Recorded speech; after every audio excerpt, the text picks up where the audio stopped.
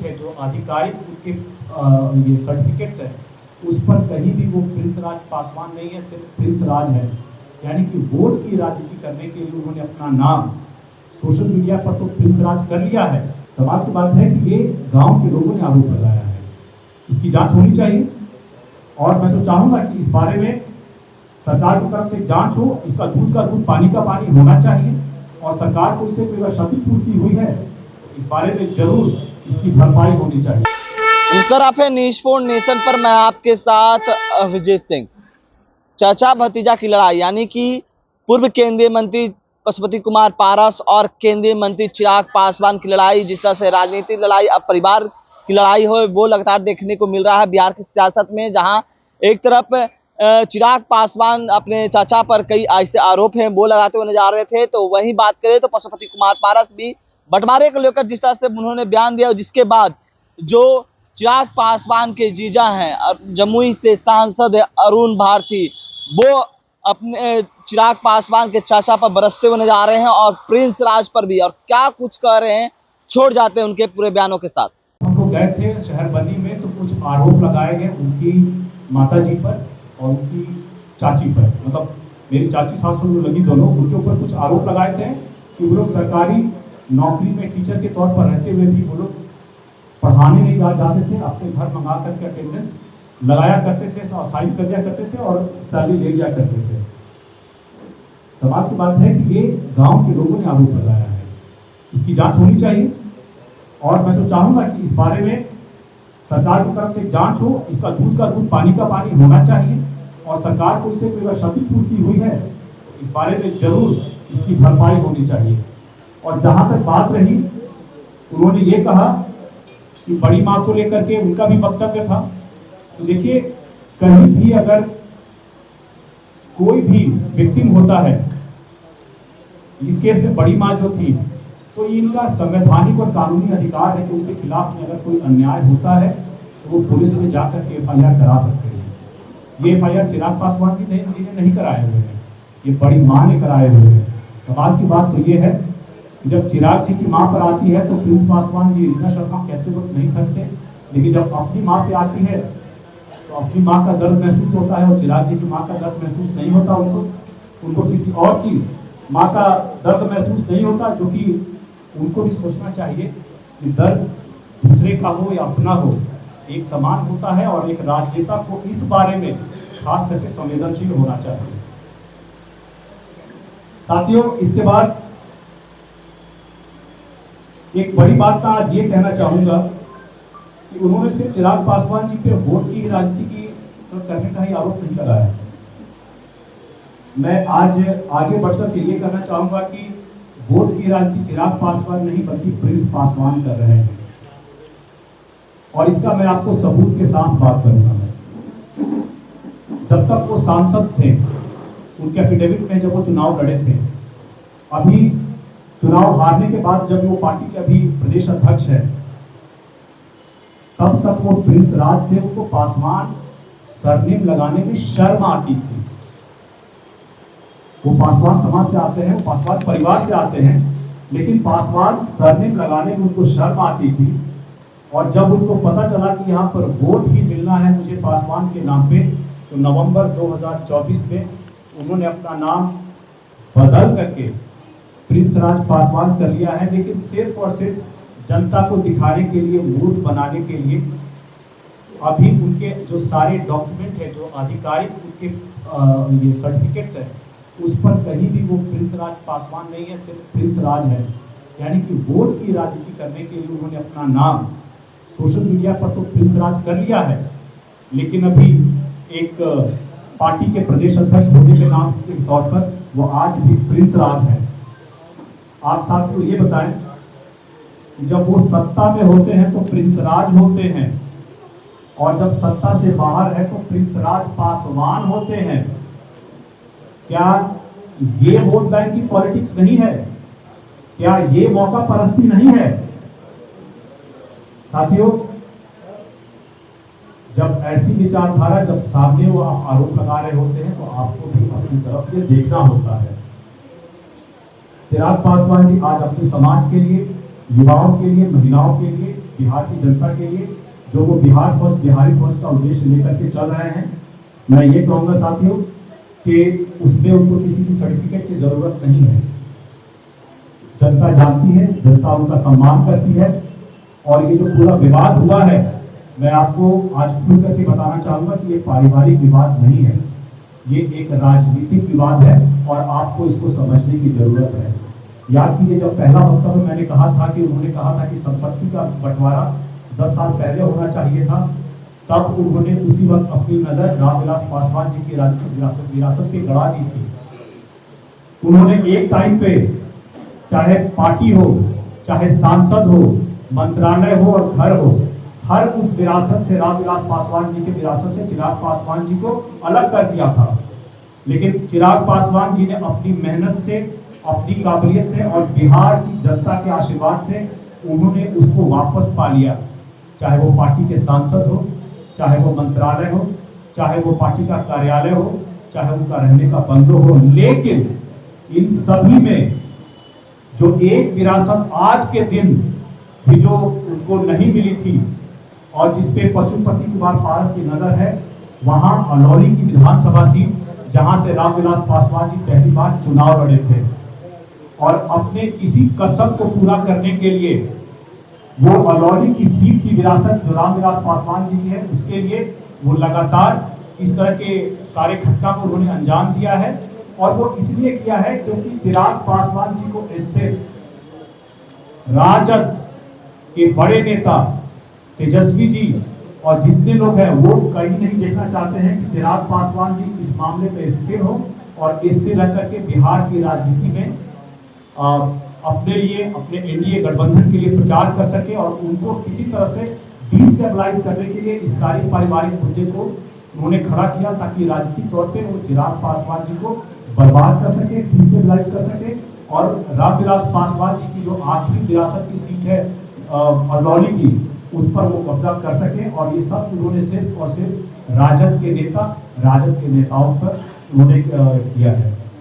और साथियों, आने वाले विधानसभा चुनाव में प्रिंस राज जी ये आरोप लगाते हैं कि 2020 में चिराग पासवान जी ने जब अकेले लड़ने का निर्णय लिया, तब उन्होंने वोट बैंक की पॉलिटिक्स की। साथियों, मैं आपको दिखाना चाहूंगा कि जब चिराग पासवान जी 2020 में अपनी पार्टी की अस्तित्व को लेकर के लड़ाई लड़ रहे थे, तब प्रिंस राज पासवान जी उसके साथ ही थे। तब क्या ये विचार, ये सद्बुद्धि उस वक्त कहाँ थी? जिस वक्त अपने भाई के साथ प्रचार कर रहे थे, उस वक्त अगर चिराग पासवान जी वोट बैंक की राजनीति नहीं कर रहे थे, अगर वो वोट बैंक की राजनीति कर रहे थे, तो प्रिंस राज जी क्या कर रहे थे?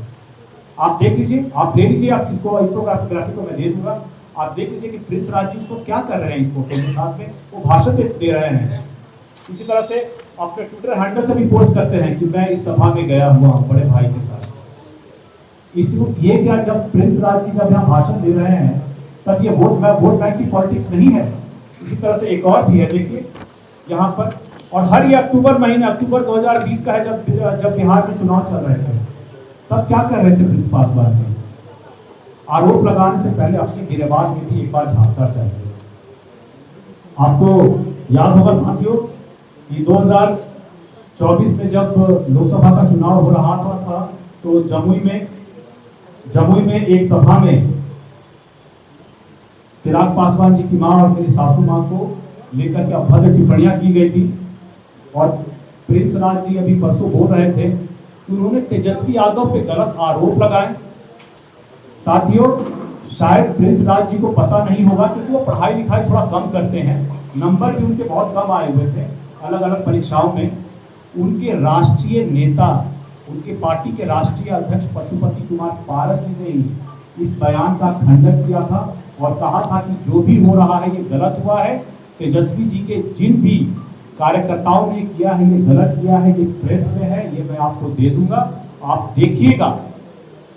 कमाल की बात यह है कि राष्ट्रीय लोक जनशक्ति पार्टी के प्रदेश अध्यक्ष को यही नहीं पता है कि उनके राष्ट्रीय अध्यक्ष ने किस मुद्दे पर क्या बयान दिया है। उनको थोड़ा बहुत रिसर्च, थोड़ी बहुत पढ़ाई करनी चाहिए और पता करना चाहिए कि उनके राष्ट्रीय अध्यक्ष के हर मुद्दे पर क्या विचार है, क्या बयान है।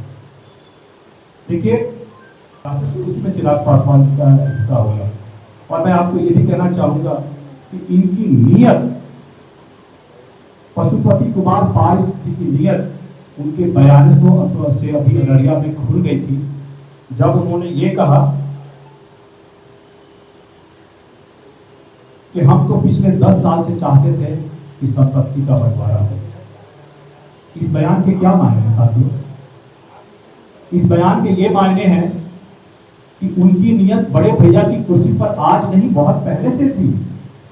वो बहुत पहले ही चाहते थे कि इस राजनीतिक विरासत का और संपत्ति का बंटवारा आज से 10 साल पहले हो जाना चाहिए था। क्या वो ये कहना चाहते हैं कि रामविलास पासवान जी जिस वक्त केंद्र में केंद्रीय मंत्री थे, उनकी नजर उस कुर्सी पे थी उसी वक्त से? क्या इसी को क्रियान्वित करने के लिए उन्होंने ये इंतजार किया कि कब रामविलास पासवान जी इस दुनिया से जाएंगे और मैं अपनी साजिश को, षड्यंत्र को मैं क्रियान्वित करूंगा? साथियों, इस बात को लेकर के हम लोग ये भी कहना चाहेंगे कि जब जब चिराग पासवान जी ने पार्टी को आगे बढ़ाने के लिए अलग अलग काम किए, अलग अलग कृत्य किए, उस वक्त चूंकि उनकी नजर उस कुर्सी पे थी, उन्होंने ही इस बात के उसकी डिफिकल्टीज, उनके सामने कठिनाइयां पैदा करनी शुरू की, और जिस कारण से चिराग पासवान जी पार्टी का वो विस्तार नहीं कर पाए जो वो करना चाहते थे। वो पार्टी को वो मकाम नहीं दे पाए जो वो देना चाहते थे, क्योंकि पशुपति कुमार पारस जी की नजर उसी वक्त रामविलास पासवान जी की कुर्सी, उनकी पॉलिटिकल विरासत पर पड़ गई थी। और पड़ी ही नहीं थी। आप ये बताइए कि अभी उन्होंने, जिनको वो अपना भगवान कहते हैं, जिनकी वो फोटो लगाते हैं, उनके बारे में बात करते नहीं सकते, उनकी जीवन में लिए गए कुछ फैसलों को लेकर के जिस तरह से उन्होंने सवाल खड़े किए हैं, क्या ये जायज है? क्या ये जायज है? क्योंकि वो व्यक्ति उन सवालों का जवाब देने के लिए आज यहाँ उपस्थित नहीं है, और उनके ऊपर जो उन्होंने आरोप लगाए हैं, जो सवाल पूछे हैं, उन सवालों का जवाब मैं नहीं दे सकता हूं, चिराग पासवान जी नहीं दे सकते हैं। उन सवालों का जवाब सिर्फ और सिर्फ रामविलास पासवान जी ही दे सकते हैं। अभी उन्होंने जब चिराग जी की मां को उस सभा में, अपनी महफिल में जब उन्होंने कहा, तो उन्होंने रीना शर्मा कहकर के बुलाया। साथियों, एक समय था जब उनके पैरों को हाथ लगाते ये नहीं थकते थे, जब रामविलास पासवान जी जीवित थे, और आज सिर्फ और सिर्फ अपनी राजनीतिक मंशा के लिए, उनकी पॉलिटिकल विरासत के लिए उनको ब्राह्मण कहने का ये दुष्कर्म कर रहे हैं। उनको भी पता है कि वो ब्राह्मण समाज से नहीं आती है, उनको भी पता है वो किस समाज से आती है। उसके बावजूद इस तरह का अनर्गल आरोप लगाना, रामविलास पासवान जी की पॉलिटिकल लेगेसी को हथियाने की कोशिश आज से 10 साल पहले करना, ये साथियों सरासर गलत है। कमाल की बात यह है कि वो बड़ी मां को भाभी कहती हैं, चिराग पासवान जी की मां को रीना शर्मा कहते हैं। जब सत्ता में होते हैं तब दोनों भाभियां होती हैं, और जब सत्ता से बाहर हो जाते हैं, जब अपनी प्रासंगिकता समाज के सामने साबित करनी होती है, तो बड़ी मां को भी भाभी कहते हैं, लेकिन उस वक्त चिराग पासवान जी की मां को वो रीना शर्मा कहते हैं। ये इस तरह का दोहरा चरित्र क्यों? जब आप परिवार की बात करते हैं, आप हमें ये दुहाई देते हैं कि आप लोगों को परिवार की बात उठा करके जनता के सामने इस तरह से पब्लिक फोरम में डिस्कस नहीं करना चाहिए, तो आप इस तरह के अनर्गल बातें क्यों करके जनता के सामने इस तरह के आरोप लगाते हैं? मैं तो ये भी कहूंगा कि चिराग पासवान जी को लेकर के जो लगातार उनका वक्तव्य रहा है कि जब वो सत्ता में थे और चिराग पासवान जी सड़क पे थे, तब ये कहते थे कि यह हमारा खून नहीं है, और जिस दिन उन्होंने केंद्रीय मंत्री की का ओथ लिया था, शपथ लिया था, तो ये कहते हैं घर का बड़ा बेटा है। मतलब जब हम सत्ता में रहेंगे तो वो खून खराब हो जाएगा, और जब हम सत्ता में नहीं रहेंगे तो वो बड़ा बेटा हो जाएगा, वो हमारा खून हो जाएगा। ये दोहरा चरित्र आदमी को, खास करके जो सार्वजनिक जीवन में होता है, इससे बचना चाहिए। साथियों, इसके बाद उन्होंने वक्फ बिल पर, क्योंकि हम लोगों के, हमारी पार्टी के लिए बहुत जरूरी है, वक्फ बिल पर उन्होंने कहा कि हम इस बिल का विरोध करते हैं। मैं उनसे पूछना चाहूंगा कि इस बिल में 44 संशोधन थे, किस संशोधन पे आपका विरोध है? और इस हर 44 संशोधन जो आए थे उस पे आपकी पार्टी का हर उस 44 संशोधन पर क्या विचार है? समाज को भी पता चले कि इनका विरोध किस बातों पर है। बहरहाल मुझे पता है पढ़ाई लिखाई तो करते नहीं है, मुंह में जो आया भर देते हैं, तो इस बारे में भी आपको जवाब मिलेगा नहीं, लेकिन हाँ इस बारे में उनका जवाब आए ये मैं जरूर चाहूंगा। अब हम आते हैं साथियों प्रिंस राज पासवान जी ने, जिन्होंने भी उस वक्त उन्होंने अररिया की सभा में कुछ आरोप लगाए थे, इस बारे में भी मैं थोड़ा विस्तार से ही बात करना चाहूंगा। सबसे पहले चिराग पासवान जी को उन्होंने कहा कि वो घर के बड़े बेटे हैं। आज लगभग 4 सालों बाद मैं ये खास करके प्रिंस राज जी का बहुत ही धन्यवाद कहना चाहूंगा कि उन्होंने ऐसे जितने भी कयास थे, ये हमारा खून नहीं है, ये हमारे परिवार का नहीं है, इस बात को सरेआम पब्लिक के सामने माना कि वो घर के बड़े बेटे हैं। लेकिन आप मुझे ये बात बताइए कि जब जून 2021 में जब चिराग पासवान जी खड़े थे गेट पर हाथ में कैमरा लगाए हुए, तब उस बड़े बेटे के लिए दरवाजा क्यों नहीं खुला था चाचा जी के घर का? ये भी प्रिंस पासवान जी बताएं, क्योंकि वो उस वक्त उस घर में मौजूद थे। जब वो सत्ता में होते हैं, जब वो सांसद होते हैं, तब उनका खून अलग हो जाता है, और जब वो सांसद के सत्ता में नहीं होते हैं तो चिराग पासवान जी बड़े भैया हो जाते हैं। प्रिंस राज जी आपको इस बात का जवाब देना पड़ेगा। जब उसी वक्त उसी के कुछ समय बाद जब घर वो खाली हो रहा था और प्रिंस जी मात्र 5 किलोमीटर दूर थे, जिस तरह से बड़े आवेश में जवाब दे रहे थे अररिया में, उस वक्त कहाँ थे वो? क्या वो उस वक्त जाकर के नहीं बोलते कि बड़े भैया हैं आप घर के, चलिए मैं आपको अपने घर ले चलता हूँ, आपका ये घर खाली हुआ तो क्या हुआ, आपके चाचा का और आपके छोटे भाई का घर आपके लिए है। तब कहाँ थे प्रिंस पासवान जी? शायद कहीं पार्टी करने में व्यस्त रहे होंगे, इसीलिए समय पर नहीं पहुंच पाए। मतलब कमाल की बात यह है